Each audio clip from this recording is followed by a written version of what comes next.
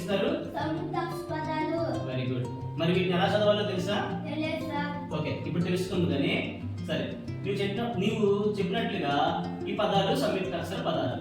ఇందులో సంయుక్తాక్షరం ఉంది కాబట్టి ఇవి సంయుక్తాక్షర పదాలు. మరి వీటిని చదివేటప్పుడు సంయుక్తాక్షరాన్ని ఇట్లా రాసుకోవాలి. ఇక్కడ సంయుక్తాక్షరము రా కింద వావుతుంది చూసావా? ఈ రాని ఇలా పొల్లాక్షరంగా రాసుకోవాలి.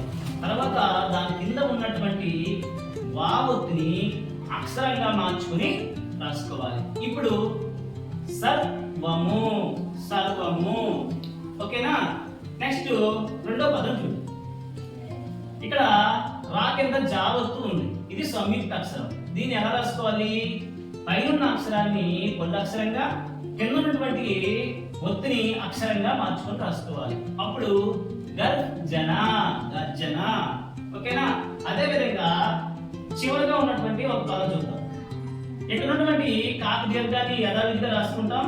ఇది సంయుక్త అక్షరం కాబట్టి ఇక్కడ ఉన్నటువంటి పైన ఉన్నటువంటి అక్షరాన్ని పొల్లక్షరంగా రాసుకుంటూ దాని దిగువన ఉన్నటువంటి ఒత్తిని అక్షరంగా మార్చుకొని పైన ఉన్నటువంటి అక్షరం యొక్క అక్షర చిహ్నం ఉంది కదా, గుడిదీర్ఘం. ఆ గుడిదీర్ఘాన్ని ఇక్కడ ఈ కింద ఉన్నటువంటి ఒత్తక్షరాన్ని పెట్టాలి. తర్వాత యథావిధిగా కము, కార్తీకము, కార్తీకము.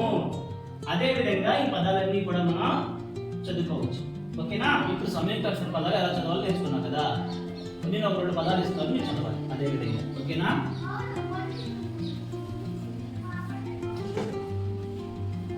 చదువు.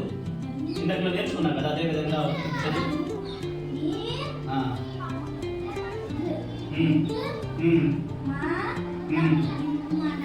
Very good. నిర్మలం. ఇంకొక పదం ఇస్తాను, చదువు. విద్య. రెడ్డి? విద్య. Very good. విద్య. ఓకేనా? ఇంకోటి ఇస్తాను.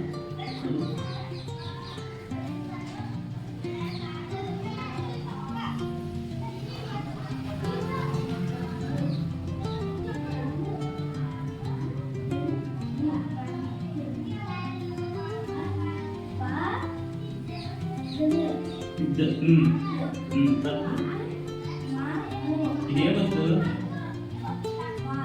ఇది సరి చూడు. ఏమొద్దు? యావద్దు. Very good. పద్యము. ఓకేనా?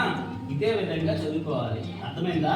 రాసేటప్పుడు ఇలా రాయాలి, చదివేటప్పుడు ఇలా చదివితే ఈజీగా ఉంటుంది. ఓకేనా? సరే.